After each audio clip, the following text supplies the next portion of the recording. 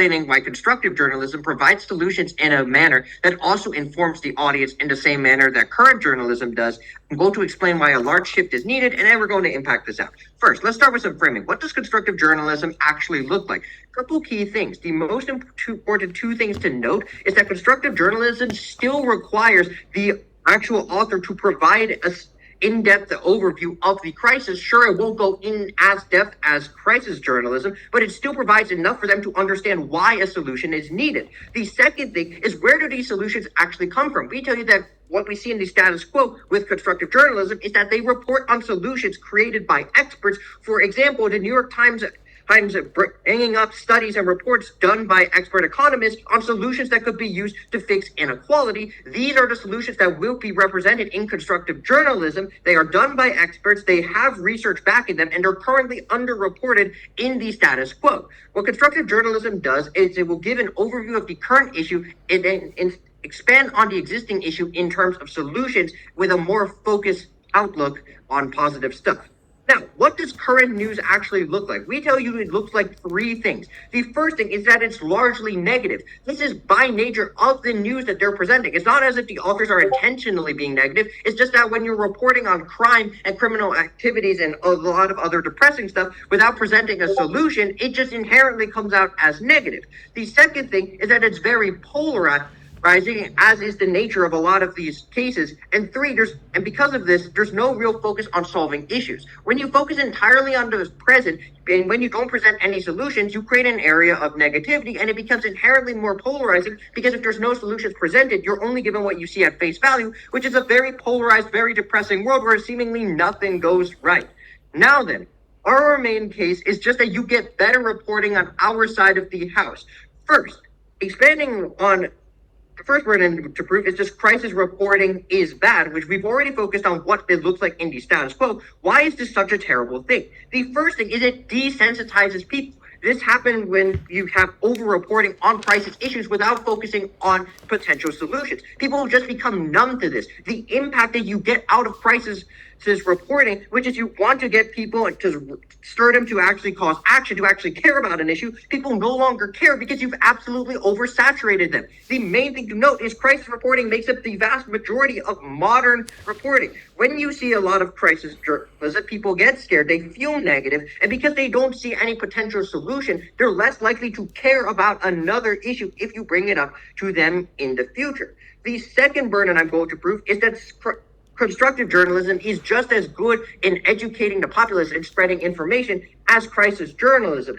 Two key things to note. The first and most important one is that in order for a current journalist article constructive journalist article to actually do its job, it does need to provide an overview of what the issue is. Sure, it might not be as in-depth as crisis journalism, but that is, again, not its job. It's still enough for most readers to get a broad overview. The second thing is we tell you that crisis journalism, it also doesn't provide, even if it goes more in-depth, we tell you most readers probably aren't paying attention to a lot of the in-depth facts about it, and even focusing more on the negative aspects, aka the amount of statistics of death, aka the end result of the issue. So we tell you it doesn't really matter if we leave out some minor details in favor of the positivity. The third thing is that these journalists need themselves a more in-depth understanding of the issue in order to actually write the solutions. A lot of the solutions are very complex and technical. And in order to boil that down to a point where most audiences can understand it, to fully understand the solution, it ensures that the journalists themselves require a fundamental understanding of what the issue actually is.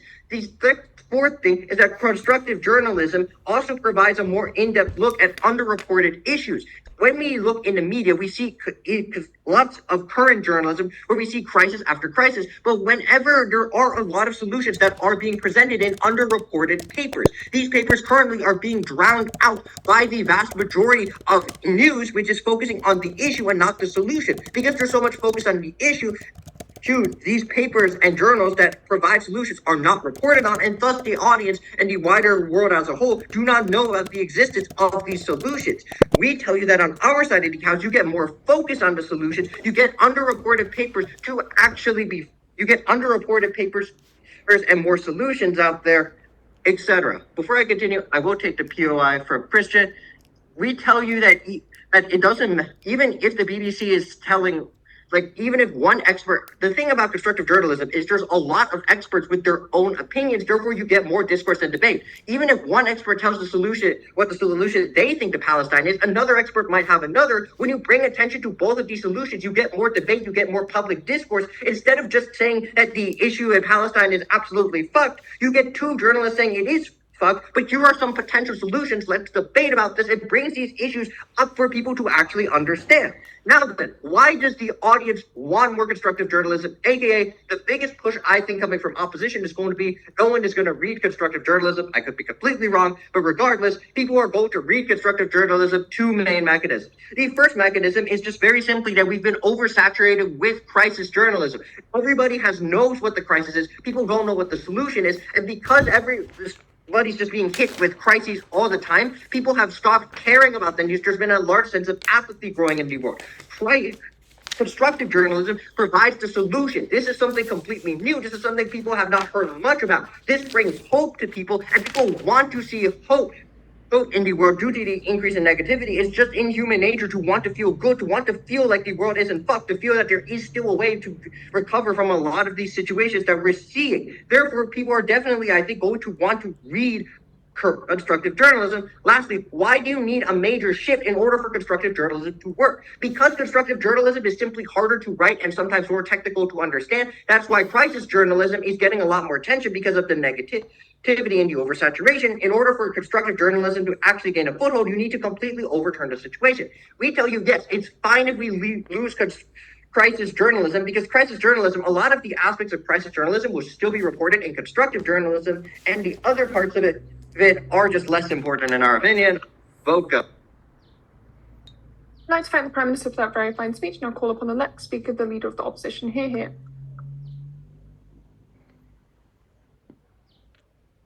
Hello, are you able to see me and everything? Yep. Okay. Then I will start now. So, before I get into our actual main arguments, we would like to go over some rebuttal to a lot of the issues that the opening government mentioned in their speech. So the first thing that they mentioned was that that constructive journalism requires the author to actually go in depth on issues instead of just the kind of quick reporting that they're bringing up. That crisis journalism it often does. We actually think this is a negative, but we will get into that shortly. Secondly, the idea that they bring up is that negative news is what is often reported during crisis journalism. And the thing is, that's kind of the nature of news in general. If everything's going well, then there wouldn't really be much to report. And there's always going to be negative news. We don't think that it should just be ignored just because it might make people feel bad if bad things are happening. We don't think there's a very strong point. Another point they bring up is that crisis journalism, and they focus a lot on crisis journalism, but they don't really cover investigative journalism, which is another part. But we'll go over that as well. They mentioned that crisis journalism is very polarizing because it can be often negative. We don't see how this is unique to any existing forms of journalism, and we don't think that constructive journalism actually fixes this issue either. Solutions to issues are going to be polarizing. Everything has a political leaning or bias to it, or even solutions do as well. So we don't think that constructive journalism will be less polarizing than crisis journalism for any reason. And another thing they bring up is that constructive journalism brings up underreported news, but we don't think this is true, again, for reasons that we're about to get into arguments. So let's get into our actual arguments, which we think are much stronger and actually end up rebutting a lot of their ideas in the first place. So one of the biggest issues with constructive journalism is that if we want to push constructive journalism, like the motion mentioned, we have to sacrifice other things like crisis journalism or something that the opposing government didn't bring up, investigative journalism. And we think that these two are extremely important for news organizations as a whole and also the general public. And this is why. So, first of all, a public that only hears about issues that have easy solutions to them, we don't think is a very informed public. A lot of the issues that exist don't have easy solutions that journalists can just make very quickly, which means that these news organizations probably just won't bring them up in that case. And we don't think that it's a very good argument that that underrepresented news will be brought up more.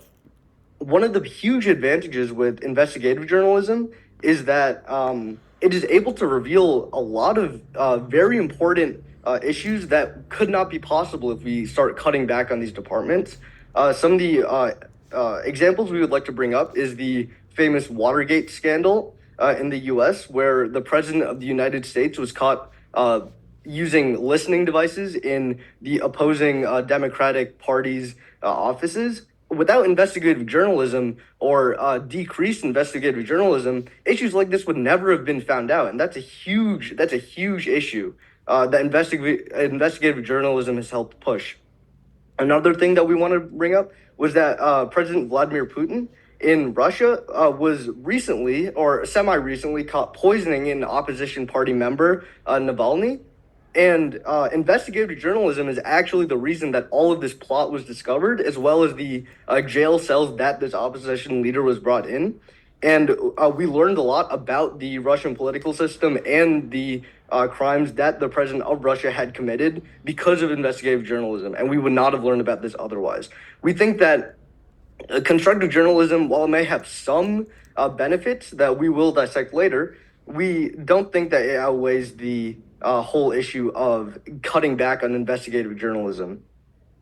One of the biggest points that the opposition government, that the opening government brings up, is that people are desensitized to news with crisis reporting, and that people will actually pay attention to constructive journalism. We don't think this is true for any reason. So the main thing is that for crisis journalism, yes, you are given a lot of news. And while the government says that this is desensitizing people to it, we also think that this keeps issues fresh in people's minds when they happen.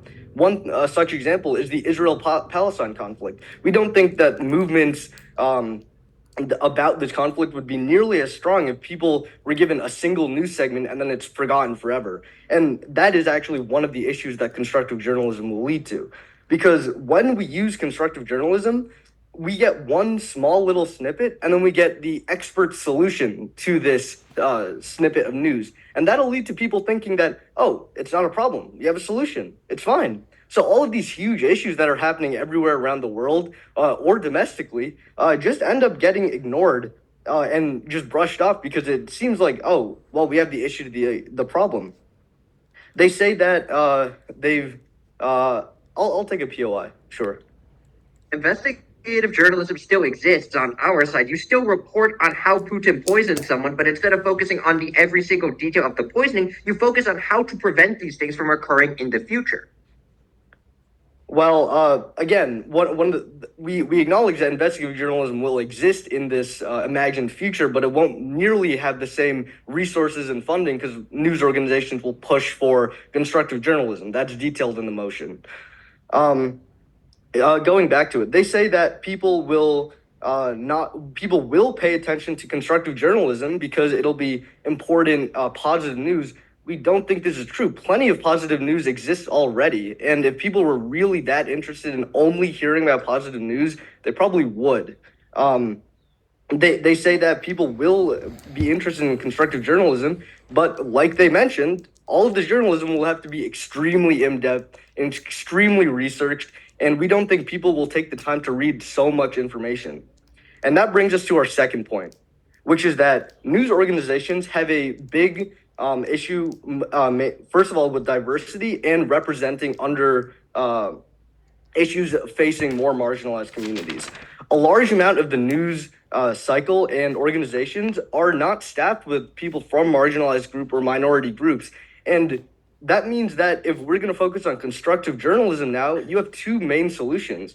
One of them is that the solutions to issues faced by minority groups and marginalized groups will just be inaccurate. If you don't have people relating to that group and having a more closer understanding of it, well, then the solutions presented won't be as accurate. And that means that either organizations will share inaccurate solutions to problems, or they just won't cover the issues at all. Because it's much easier for a news organization like CNN, for example, to just briefly cover Black Lives Matter or show protests that are happening. But if they don't have the adequate staffing or coverage required to actually provide issues or provide solutions to these issues or Israel-Palestine or any of these large conflicts, well, then they probably just won't cover it, or the solution that they give won't be very strong. They also mention, in response to a POI, that news organizations will have several experts on different sides to give different outlooks on these constructive journalism issues. We just don't think this is the case, because that means that every expert that is going forward in these constructive journalism pieces will be hand-selected by news organizations. So now news organizations don't just have the power of sharing news and spreading information. They're also selectively choosing which opinions are shown to the public or not. And moreover than just keeping an uninformed... Oh, is it over? Yeah, so unfortunately my timer stopped in the middle of that, but I stopped taking notes around 30 seconds ago. I'm really sorry for the tech issues.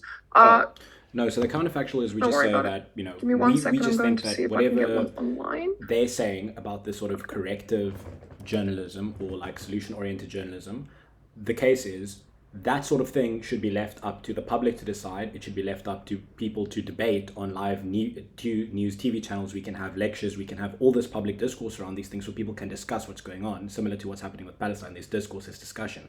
But journalists should not be the people doing this. There shouldn't be experts writing NYT columns and the majority of the New York Times content being about solutions. That should be left up to people. And then I'm just going to talk about how this is very pernicious and talk about manufacturing consent, the perverse incentives of the media due to their capitalist structure, and how this worsens their ability to manipulate people's opinions. Some work coming from the opening opposition side. I think I'm going to rehash the case just in case opening opposition didn't get it. William's case was very simple. You get better reporting, you get more accurate reporting, but you also get a more positive outlook on the news, which has a better effect in terms of readership, because readers want to read your news because they feel hopeful.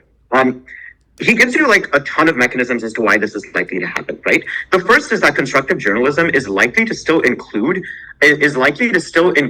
similar types of reporting to investigative journalism in terms of the facts of the situation, right? Because in order to report solutions, in order to report complex solutions that come out from the United Nations or come out from a bunch of experts, you as a journalist still need to understand this issue. You need to explain to your readers why it is needed a solution in the first place, which means you are likely to still focus on the issues of this situation, but just not as in-depth and visceral as on opening opposition side, right? The other reason he gives you is right now current news is very largely negative, which leads to a lot of desensitization.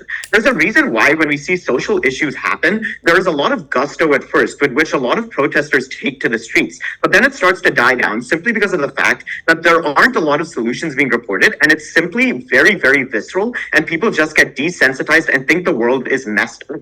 On our side of the house, yes, you might think the world might be messed up because there is negative reporting on social issues, but on the other side, you see a ton of solutions. You see that people are working towards solutions, which means you as an individual reader feel much more hope, and you are more likely to be involved in following these issues because you want to see a solution rather than just visceral scenes from investigative journalism videos, right? But apart from that, so I think the impacts of this are very clear, right? One is you get much better mental health for readers. So if you don't believe like anything else I say about journalism becoming more credible and whatnot, William gives you a ton of mechanisms as to why readers are likely to have much better mental health simply because they are able to see positive solutions. They're able to see that this solution can be reached, that there is a possibility to end this issue rather than living in constant turmoil and tyranny, right? On our side of the house, you see those solutions and you are more likely to feel good and feel hope, which means you as a reader have better mental health, and we're winning on that metric as well. But apart from that, we just have more credible reporting because solutions do genuinely tend to be grounded in fact and truth more than visceral reporting, simply because of the fact that visceral reporting means you can choose any other side, means It means you can basically represent both sides of the story without a lot of facts, whereas solutions normally that come from experts do require some sort of facts, which probably means you are more likely to have credible reporting because you as a journalist need to understand those facts, but also there will be more common ground than investigative journalism because people are going to see that there are a variety of solutions, but those solutions can be grounded in some sort of rationale, and that's why they're being reported. So more credible reporting. This is what we get from opening opposition. We get four main responses. The first is that, oh, constructive journalism doesn't really require in-depth understanding. Note panel that there are no mechanisms given as to why that is not the case compared to Williams' four mechanisms on why it is likely that journalists are going to have to require in-depth understanding in order to present solutions. They require in-depth understanding of the problems so that they can present solutions, so that they understand the solutions and they're reporting it in a simplistic manner for their readers to view. Remember, journalists are incentivized to keep readers, which means if you don't report properly, readers aren't going to read your piece, which means you are incentivized to make this simple, make it easy to understand, which means you need to learn the issue yourself. They also tell you negative news is reported on both sides of the house. And yes, we agree. We think most social issues do have negative news reporting.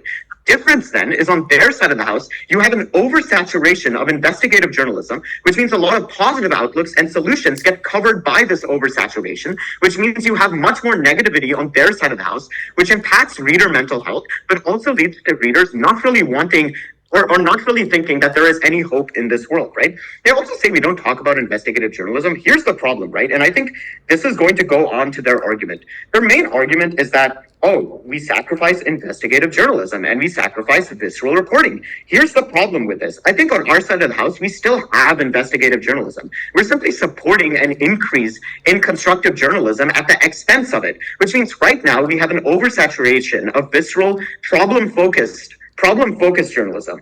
On our side of the house, though, we have an oversaturation of solution-based journalism, but we still have this investigative journalism. So if you're talking about Navalny, if you're talking about like Israel and Gaza, we still have that kind of reporting on our side of the house. It's just not going to be it's just not going to be visceral and completely mainstream as on their side of the house, which means we get less desensitization simply because of the fact that, okay, we know about this issue. We know there was one investigative journalism report, which is fine. We've read it. But now I don't need to be bombarded with 100 different reports. Instead, now we're focusing on different types of solutions that people can actually look at. So on that point itself, I don't seem to understand where the delta is, because the opening opposition doesn't tell me why, if you have an oversaturation of the same kind of investigative and visceral journalism, you are more likely to produce change than not. And if you don't believe what I said, at least we get better mental health on our side of the house compared to their side of the house, where readers are desensitized and are feeling hopeless, completely hopeless. Before I move on, the POI, what sort of solutions were CNN journalists recommending prior to the... Yeah, so I think there's a major problem with this, right? Because at least on our side of the house, we are recommending solutions which people can actually look at and then critically analyze. Whereas on your side of the house, you just don't have any solutions. You just have visceral reporting, which means you desensitize users. At least on our side, you have multiple different types of solutions, which means it invites discussion on which solutions could be the best. And you're at least making people think in that particular direction, which means it is generally a more positive outlook in general. Some solutions might be like really messed up, and we're willing to bite the bullet on that. But at least you have other solutions that could be really, really good solutions, which people could discuss and then agree. Okay, the last thing, so one of their main examples is they also talk about diversity, and they say like, news places aren't staffed with journalists who report on minority issues on our side. Here's the problem. I think this is very symmetric, right? I think staffing issues are going to exist on both sides of the house. It's just a matter of how you allocate your staff.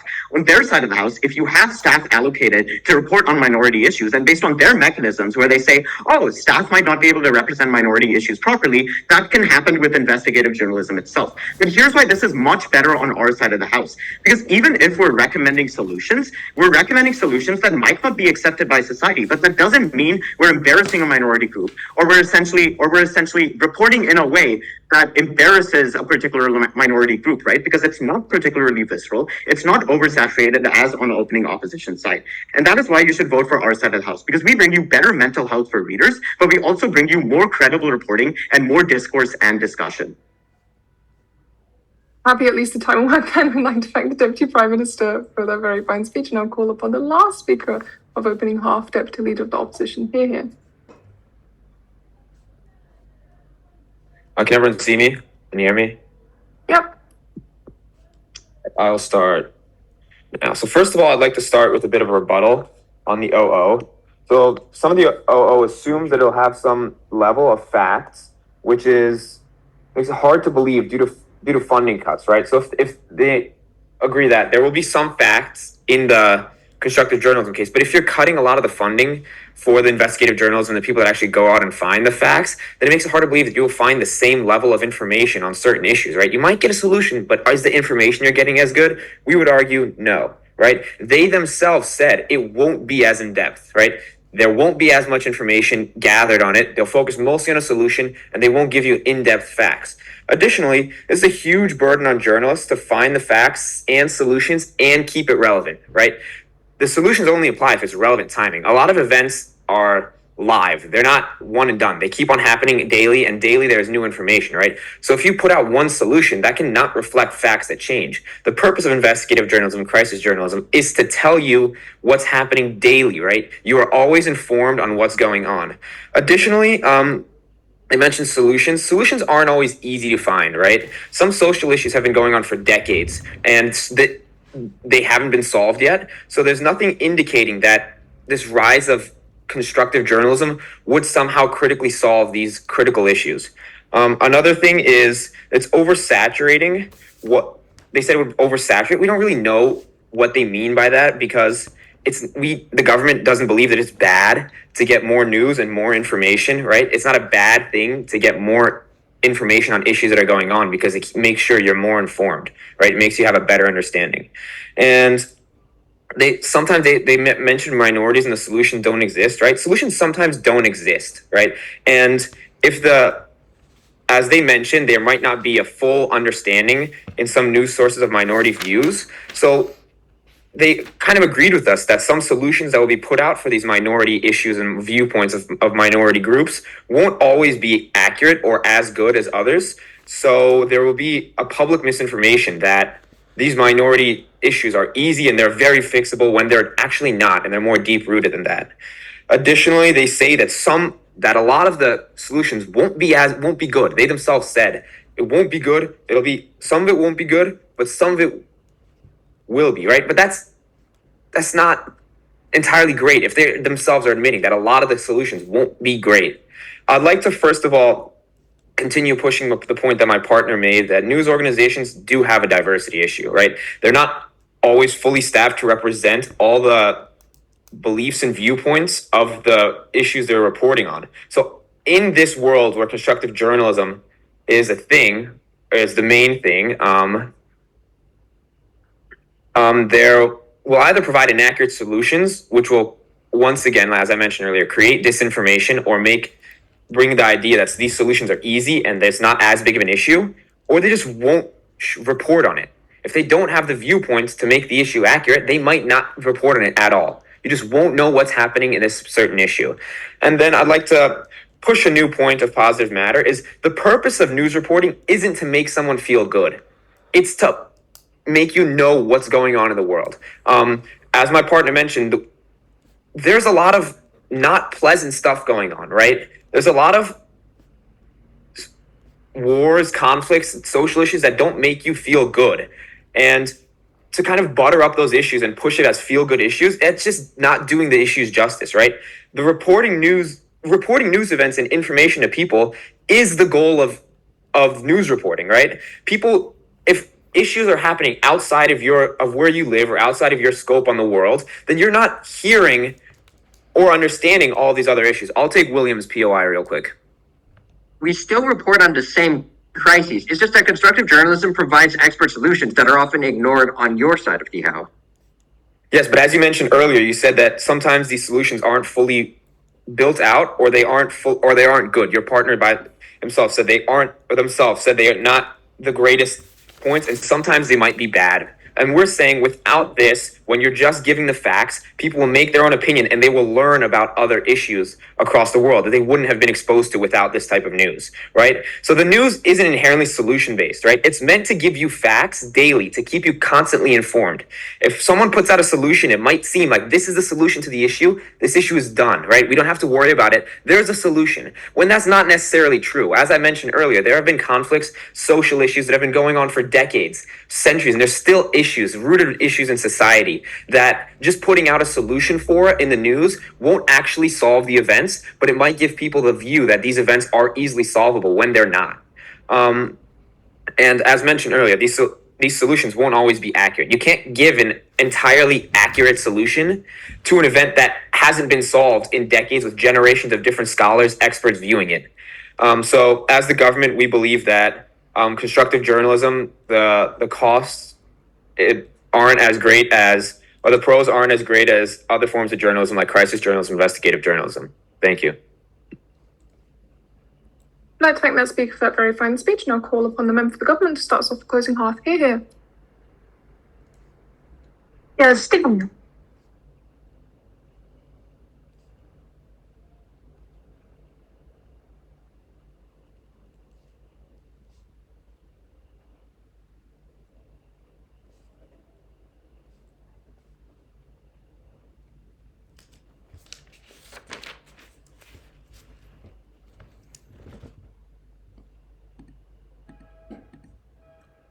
Sorry, is the member of government speaking? We can't hear anything.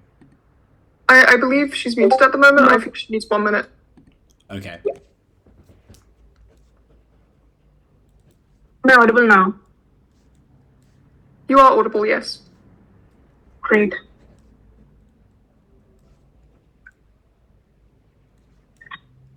We believe that opposition runs under like a clear misunderstanding as to what the shift essentially looks like. We believe that this shift does not automatically implies that there is not going to be any sort of investigative or say, like crisis journalism at all. We just believe that it's going to be more of like a resource shifting as to what gets like more news time or what gets like more, like experts from certain fields coming up and talking about these issues in the news media in the first place. What do we essentially then believe is largely focused on in news medias? Yes, we believe that there are more solutions proposed to the thing in general, and we go up to what OG talks about. But we believe that this is probably not only going to be like high-scale academic research papers. We also believe that this probably looks like already existing mechanisms of solutions that are being done in order to tackle certain issues in society. This probably looks like like activism done by like smaller groups of people, or probably looks like independent organizations or NGOs which are actively working towards like making some kind of meaningful change regarding certain crisis that happens in society. We believe that the visibility of these methods or the visibility of these organizations just increase tremendously more on our paradigm. But then secondly, this also means that there is a lot of government initiatives that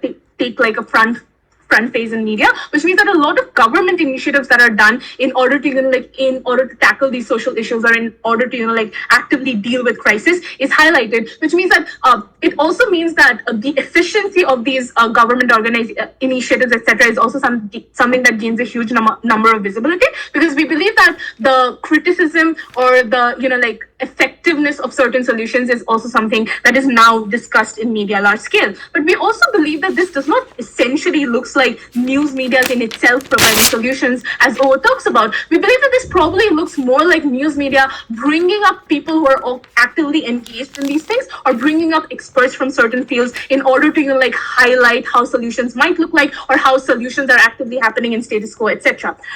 Why do we then believe that this is tremendously important? The first thing that we want to talk about is how this creates traction amongst people, and how this actually creates a sort of meaningful engagement between the consumers of media and the people who are actually striving to make any sort of meaningful change. What does media essentially look like in status quo? Note that the problem in status quo is not that there are certain parts of investigation that are being left out. The problem is that there is too much investigation or too much visibility on certain problems.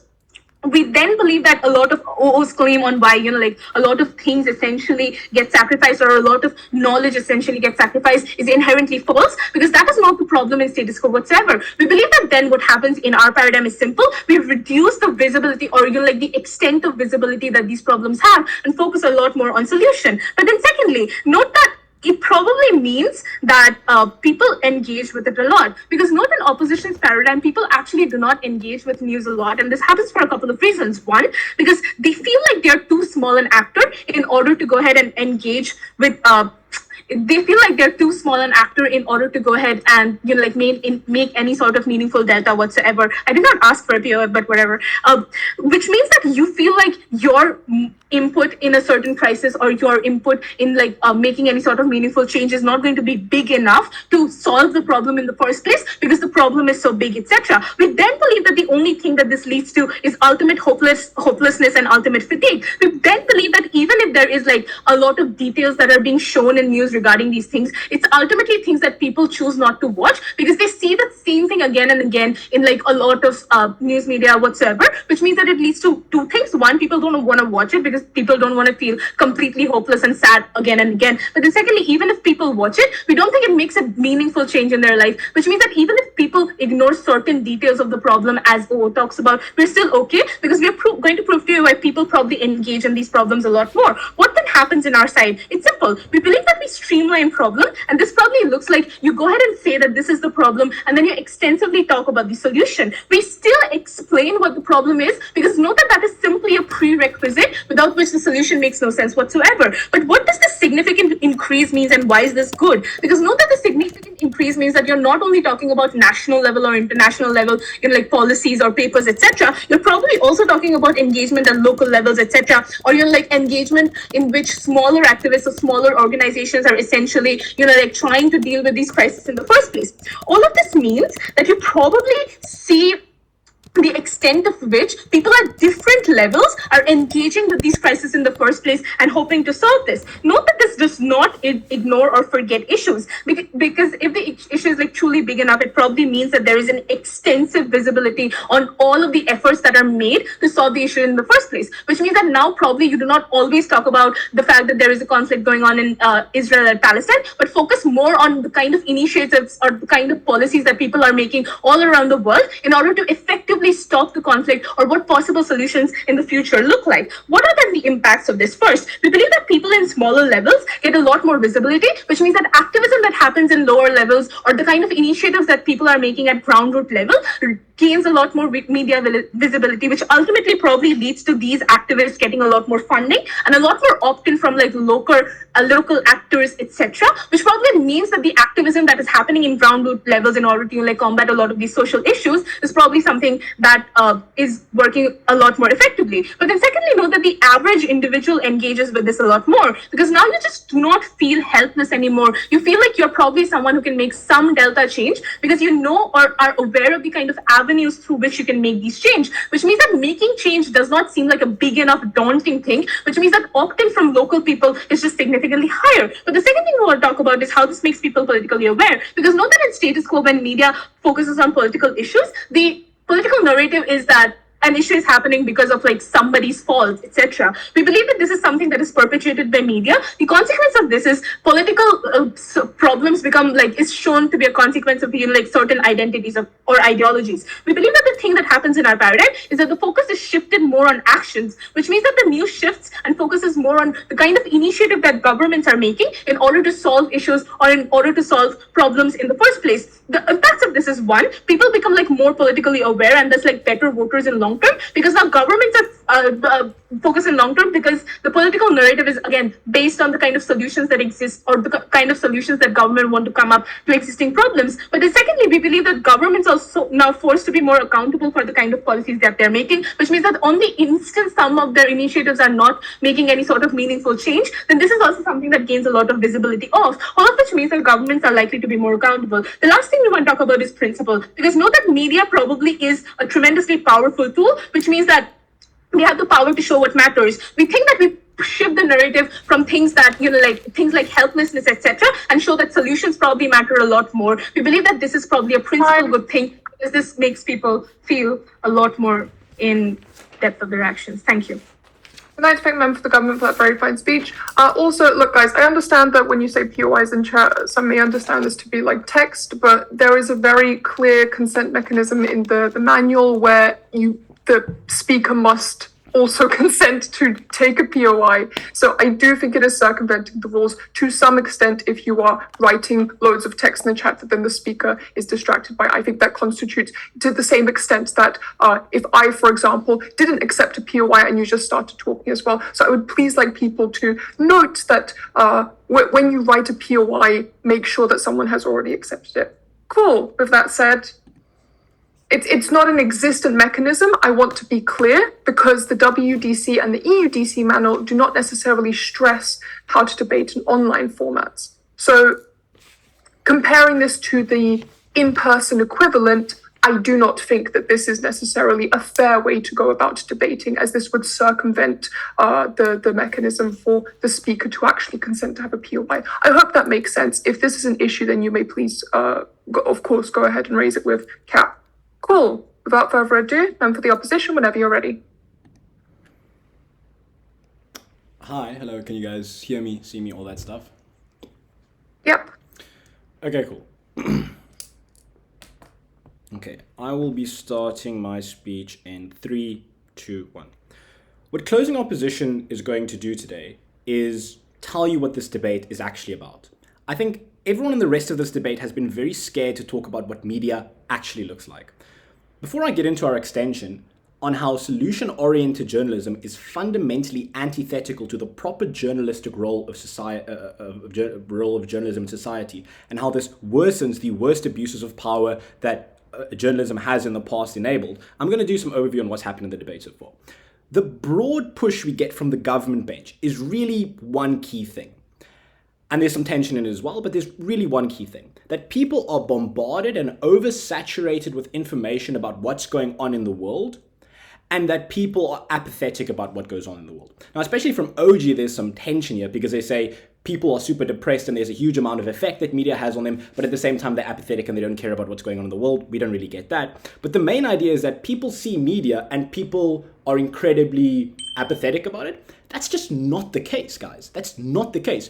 Even if we look at bad things, like, for example, the refugee crisis in Europe, the amount of emphasis and time spent showing pictures of people coming over the borders, the amount of refugees that came into Europe, even though there's a very small fraction, actually, of, for example, Muslims or people from the Middle East that came into Europe, that was a huge part of people being massively radicalized towards things like, for example, the populist far right. Now, that's an example of the media doing something that is bad, but it is really not true that people do not care when something is emphasized. We think OO has already said, yes, it's good for people to keep things in the media for a long time, but our analysis is also just that there are things that people care about. People want a livable planet. People don't want kids to die. And yes, to an extent, you can maybe get desensitized if you see really graphic images, but just learning about things as they happen and getting more and more information doesn't necessarily disincentivize people. What we would also say is they've never given us any analysis as to why people want to listen to expert advice from journalists, right? Understand that when people log on to CNN or BBC, what they want to hear is what's going on in the world. They don't want to be told what that specific journalist or that specific outlet thinks the solution is, because every averagely intelligent person knows that the solutions to the world problems that are worth being reported on are very complex. Not only are they complex, but even if they can be solved, there is oftentimes a normative trade-off between the sorts of things that we should do in order to solve them. That's why I asked the POI about things like Iraq, because if you were to ask, and there was a lot of emphasis on this from places like CNN and BBC, but all of them were pushing constantly the narrative that Saddam Hussein has weapons of mass destruction. This is a solution. This is how we're going to do it. These are all the things that are going to happen. And that killed 1.5 million Iraqis. And now for Americans, that is just, oh, well, the experts debated it and the discourse resulted in the fact that we should go to war, and we had all of America voting unanimously to kill as many Iraqis as possible because the media was constantly talking about the solution orientation of what was going to happen in Iraq. Right? So we would say that is actually oftentimes a pernicious thing. We think that people are generally tired of listening to experts. We don't think it's true that in the current status quo, there isn't a vast amount of rigorous debate and rigorous discourse on solutions. People are constantly talking about climate change. People are constantly talking about solutions to these things. If people want to engage in these, we're perfectly fine with BBC, for example, having a panel of experts debating or discussing this. We just don't think this should come at the expense of their primary role, which is investigative journalism and informing people. Note that OG is so soft, and it's a sort of debating we really don't like to see, where they say, well, basically we get everything. We just trade off, investigative journalism by like a 5% and we get more of this constructive journalism. The point of this debate is to do the actual trade-off, and we're willing to make that. Okay? What is our extension? We are going to tell you that we think that solution-oriented journalism is bad. I've already explained in general why people like journalism and why journalism is important, but we think the most crucial, most valuable thing about journalism is not just that we know things, because if all it did was tell us things, I mean, it might as well be a trivia quest. What's important about journalism is that it allows us to hold people in power accountable. That's why dictators don't like journalists, and that's why a huge part of the fight for democracy in most countries and the development of democracy is so associated with the right to freedom of speech and a free press. But what we would say is that currently the vast majority of media that exists in the world exists in a manner which is pernicious and which we think is constrained by the journalistic norm of being focused on objective facts. Now, note, they still try and do everything they can to manipulate public media. Think about CNN, think about BBC. They will never call a Palestinian a child. It is always Israelis being massacred and Israelis being struck by a bullet traveling in their direction fired from the side of Israel. And you have seen that and you guys are aware of that. Now, why is that? Why do they do that? Okay, they do that because of a few reasons. Firstly, they are Western dominated, right? So there's already that bias. Secondly, they are corporations, and they're usually corporations owned by larger parent corporations that have imperialist interests in the global south being subject to the capitalist domination of the north. They are owned by parent companies that have a profit incentive, so they want to satisfy their advertisers. That is to say, they are not going to say that, for example, degrowth is a solution to climate change because that directly contradicts Chevrolet advertising on CNN. So there is an inbuilt structural incentive for these media houses when they propose solutions, if that is a larger part of what they're doing, to propose solutions that are in line with the incentive of their shareholders, with the incentives of advertisers, and with the incentives of their owners. Note that the billionaires who, like Rupert Murdoch, who owns Fox News, or the billionaires that own CNN, or the billionaires that own that control the British government, which controls BBC, are largely kind of right wing. They're not big fans of Palestinians. They're not big fans of revolutions. They're not big fans of actual change. They're not big fans of holding those in power accountable. And so what we're saying is that if the power of solution-oriented journalism gets focused in these media houses, and that is the vast majority of coverage which is being broadcast to the British public, to the American public, that is horrific for what the consequences are. Before I explain that, I'll quickly take this POI. Sure, yeah, go ahead. Closing? Yeah, please. Yeah, so biases exist symmetrically. This is why certain media houses show certain amount of information and doesn't choose to show other. The comparative is that certain media houses or a lot of media houses with different narratives or different biases show multiple solutions. So why do you then think that solutions are going to be the problem is I agree that a huge amount of diversity exists, but 80 to 90% of the actual media consumed is restrained to a very specific slither of what people actually consume.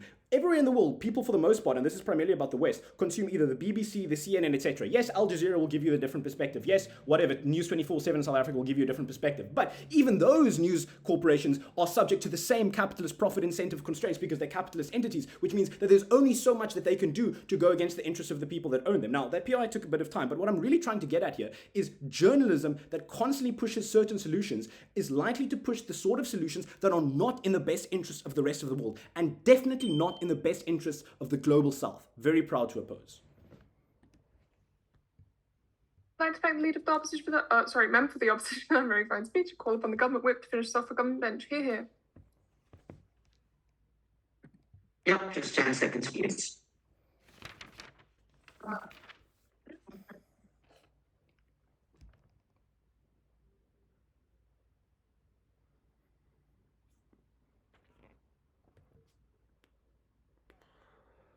Clearly audible and visible.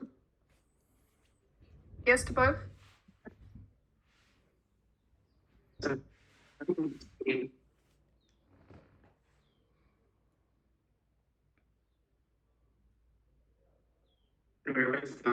Up. 3, 2, and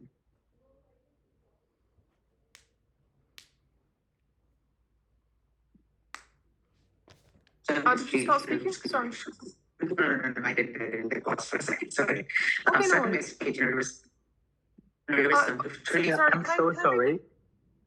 There is too much background noise for the speaker, for me at least. So it's not background noise, but the audio is a bit choppy. My recommendation would be perhaps you turn your video camera off, so maybe the internet connection is a bit more stable and smoother. Sorry, it's not that I don't want to see your face. You look absolutely lovely, but I also want to hear your speech more. That's right. Is this better? Yep, lovely. Cool. Starting my speech in a reverse count of 3, 2, and 1. 3 parts of the speech. First, why is there extension debate winning in isolation? Second, we should not steal from this debate. Third, dealing with opening benches in general. What exactly is there extension? Why is it debate winning in general? Understand the Sorry, extent of Minor, it. That could we I, need could to I perhaps interrupt you? I'm really, really sorry. The audio quality is just Yeah, not please. ideal for us to be able to take notes coherently. Would you like to perhaps take a second to see if perhaps another audio audio output would work? Or for Just a example, if a second. better internet connection is available?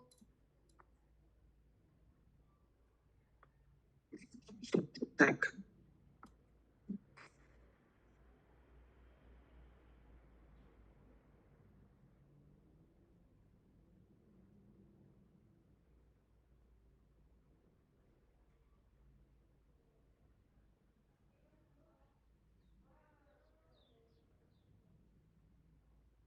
no, this is better. Can you just like try saying something?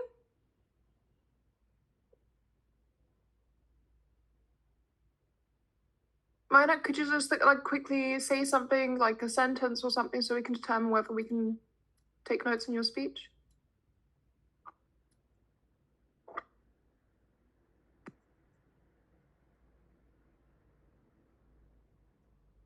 Minor, are you able to hear me? Yeah, is this better to some extent? Oh, that is so much better. Yeah, I think we can work with that. Let's see how it goes. Yeah. Those are the earphones.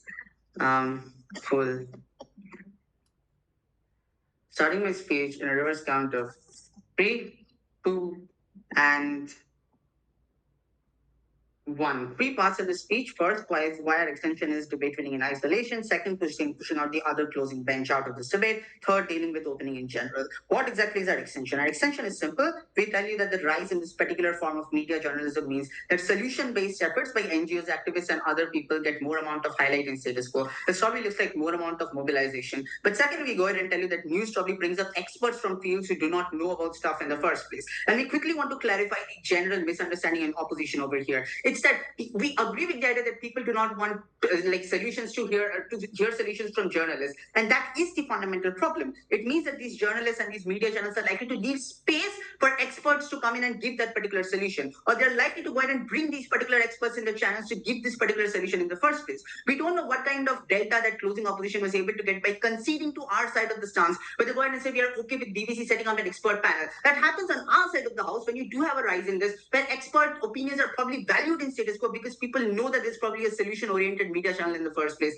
As compared to on their side of the comparative, which they never deal with, it's random people who have no knowledge or expertise on this particular subject, giving random opinions which overcrowd or go ahead and outcrowd the expert opinions that take a precedence on our side of the house. That is the comparative that they had to deal with. Because at all points in status quo, there are obviously people who want to act as the problem solver. There are politicians who want to get this particular positive light. On our side of the house, since there is a rise, you probably have a competition for better solutions that are given in status quo, which means that the solution that's probably given by an expert will obviously be more credible, will be more better, which means that on their side of the comparative, the kind of solutions that you get offered are simply bad. The proper solutions simply get overcrowded on their side of the house. What's the second thing we tell you? We tell you that policies by government are likely to be aimed towards a better solution because of the reasons that I already tell you. But the third part of our extension is that you have political parties hiring qualified people in order to solve stuff and not random people to solve the immediately proximate people by giving subsidies, etc. Which means that these are probably not going to be superficial solutions. They're probably going to be proper solutions for proper structural problems. Even if they don't solve a lot of stuff, this particular effort will probably be more reasonable towards this particular idea, towards this particular problem as compared to on their side of the paradigm. The impact is twofold. First, smaller level activism and groundwork activism, which actually does proper utilitarian change in status quo, gets a lot more visibility. But secondly, the extent of impact on this particular idea is simple. We go ahead and empower the most vulnerable because they are the ones who have active incentives to solve this particular problem, because they are the ones who are actively being harmed by the repercussions of this particular problem in status quo. But secondly, this accountability mechanism in isolation is debate winning, because we go ahead and tell you why there's probably better policies on our side of the house, because you're able to get expert opinions by crowding out random people who have no sort of expertise upon this particular subject. But more importantly, we're able to offer you a utilitarian benefit that OG is never able to.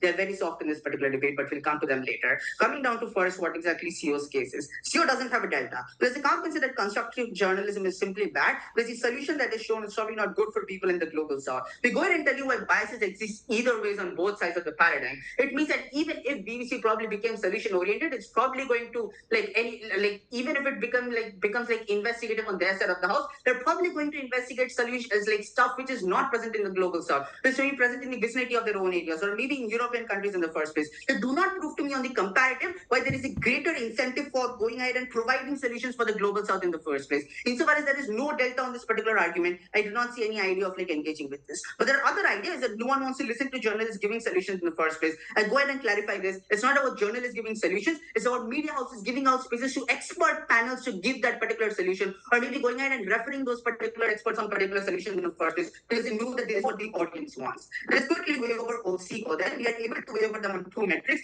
First, simply in terms of the likelihood of this particular thing happening, they do not prove to me the likelihood of there being better solutions for the global south for the comparative. On our side of the house, we are able to benefit the most vulnerable institutes for the people who actually want to bring about utilitarian benefit as the people working on the grassroots level. Since these people are so important, I think they're able to just take over CEO. Coming on to opening benches, then first let us deal with OG. What does OG give us? OG gives us a twofold impact. First, that there's simply better mental health, but secondly, there's more credible information. We're able to outweigh over them in three different metrics. First, simply in terms of size of impact. Because the fundamental idea is that it probably doesn't desensitize people on their side of the house. It probably leads to some amount of discourse. We go ahead and tell you, even if there's discourse, it's probably actionable discourse on our side of the paradigm. What does this look like? This looks like going ahead and giving some amount of mobilization. There's a small NGO which did not have enough amount of funds to go ahead and enact that particular solution. On our side, we compare to this particular politician who probably wants to have some sort of positive PR. This particular government who probably wants to show the public that they probably care for the most vulnerable in state discourse. They're likely to go ahead and support this particular solution because the media is so solution oriented in the first place,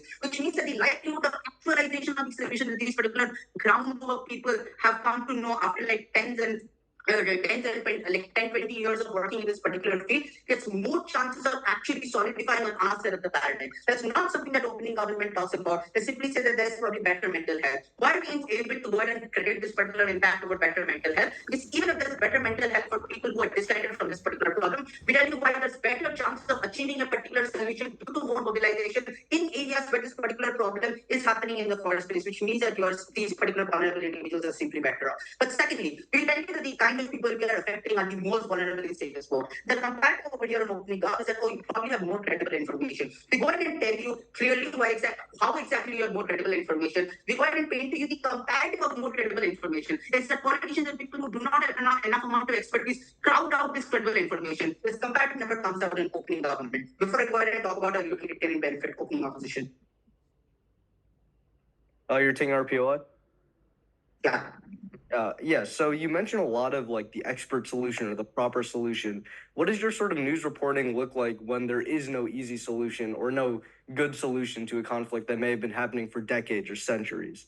Exactly. So the idea isn't to go ahead and pick a particular solution that will solve every single problem. The idea is to start with something and then move on to better solutions because there is a demand for better solutions, because there is a rise in the form of constructive journalism in the first place, which is exclusive to our side of the paradigm. It's on your side of the paradigm where people simply have to be happy with some sort of solution because there is no demand for a better solution in the first place. On our side, you have a tipping point to start this particular process. On your side, you never had this particular tipping point. What's the third metric on which we are able to operate over OG?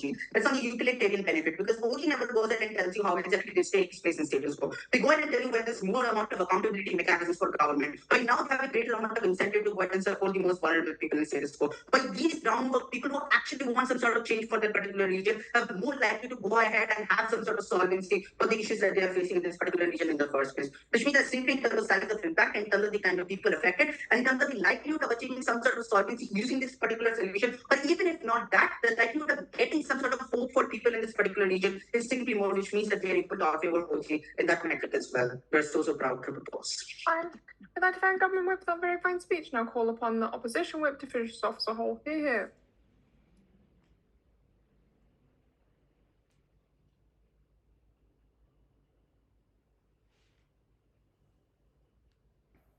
Hi, I just wanted to confirm if I'm audible and visible. Okay, just checking. Okay, just give me one moment.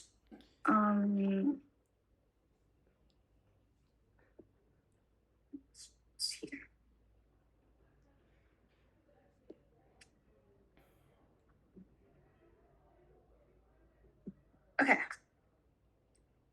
already. I'll be starting my speech at 3, 2, 1.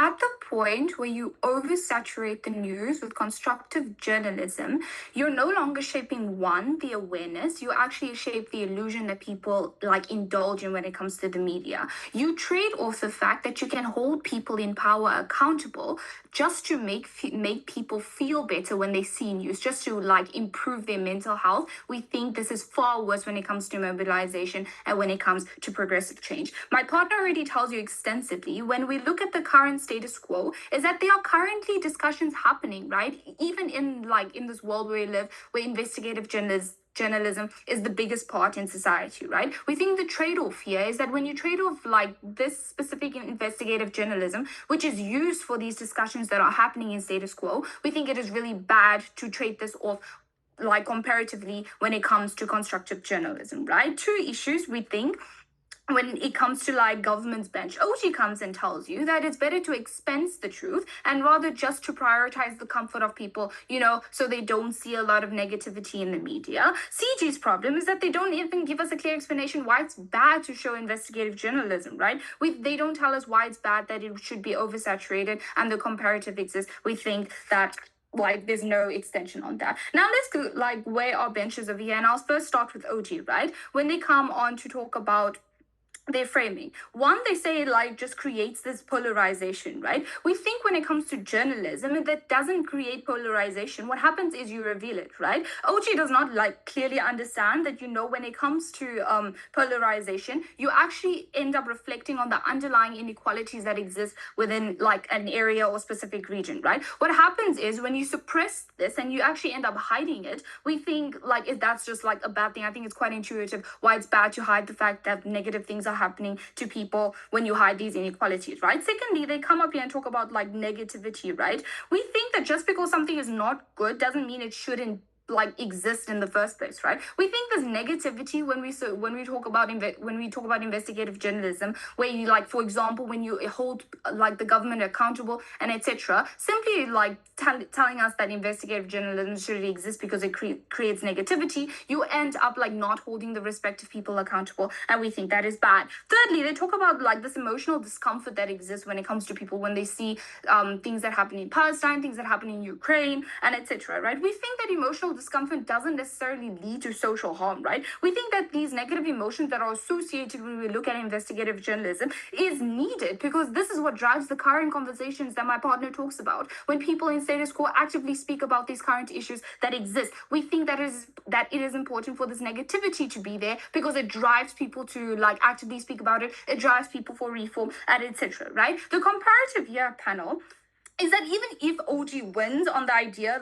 crisis reporting causes emotional discomfort, etc., we think the scale of harm here is incomparable, right? We think that when you have a loss of accountability, what happens is you distort the truth, and we think that you end up hiding the structural harms, which is much harder to reverse. And that's the point. We think the trade-off here that exists on their side of the house is that you end up buying this emotional comfort that exists, and you end up just expensing the truth. We don't think that is something that should happen. But let's go on to the DPM and see where this weird sudden shift happens, right? When they talk about investigative journalism and constructive journalism complement each other, right? When my partner already tells you that there is a trade-off that exists within this motion, right? Should we trade off the fact that constructive journalism should exist instead of investigative journalism? He already tells you about that. But even if in the world where you oversaturate this constructive journalism, which they think is good, two impacts on this. One is that you end up having the soft suppression that exists, right? Because even if investigative journalism still exists in the world, what happens is that you end up losing the critical voices that drive off the investigative journalism, right? Because you're shifting your resources to this constructive media. We think that is bad. Second, we think it skews public perception, right? When you actively push this optimistic idea of media into people's lives, you skew their perception. For example, if you're going to 80% of your Instagram feed shows you that there's hopeful helps with renewable energy in the world, people will assume that there's a solution to combat climate change, and climate change is not a situation that is as bad as it is, right? We think you skew public perception, and we think that is bad. They don't deal with this. So even if OG wins on the idea of oversaturating constructive media, we win on that journalists live in the reality of what they ought to do, which is to reflect reality and etc. But moving on to opposing government, then, when they talk about this idea of like government tackling issues, right? We think that journalism in and of itself, when my partner already extensively tells you, is that journalism doesn't report outcomes. You interrogate it.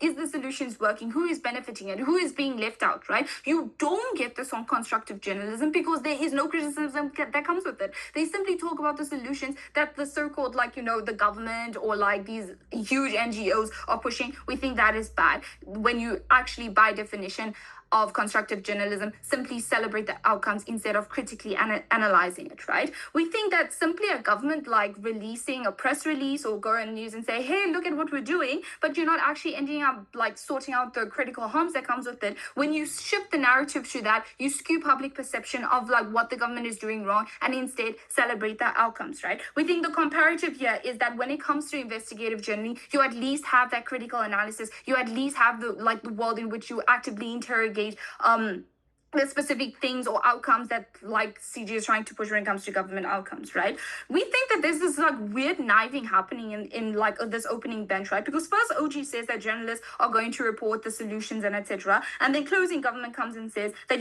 there's like this panel of experts, which my partner already tells you that this is like already happening in status quo where investigative journalism is big as it is. We think that this is just like CG's case is not standing in this debate and etc. We think that having media people discussing solutions when it comes to these things is bad because like my partner really extensively tells you that we rather expect people who are actively within society, who actively like receive or like get impacted by these type of solutions. We think they are the ones that actively in status quo, which is happening. We think that is something that we should prioritize. What is our unique extension on our side, which is accountability? You don't get this on any other team in this debate. Firstly, because we tell you that journalism holds people accountable. You don't get this on any other side, right? You cannot hold people accountable when you're actively validating their outcomes, right? We think that even if we fail in the wrong run, you don't on constructive journalism, you don't hold them accountable, and those problems continue to go on. Proud to oppose.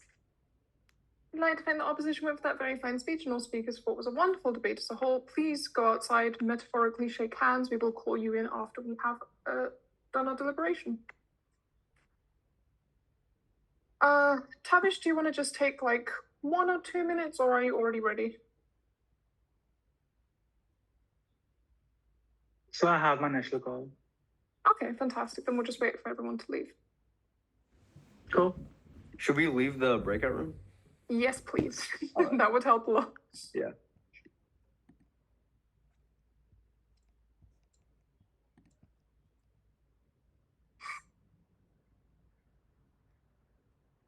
Zinat, Christian, could you please leave the breakout room?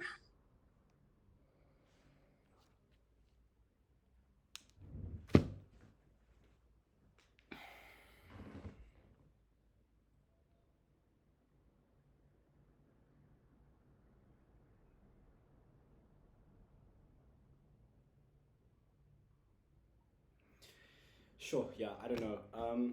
I think by the end of it, it just started becoming a bit of a messy debate, to be honest. So I think that I really don't know. I really don't know. I actually really don't know how I would rank the debate.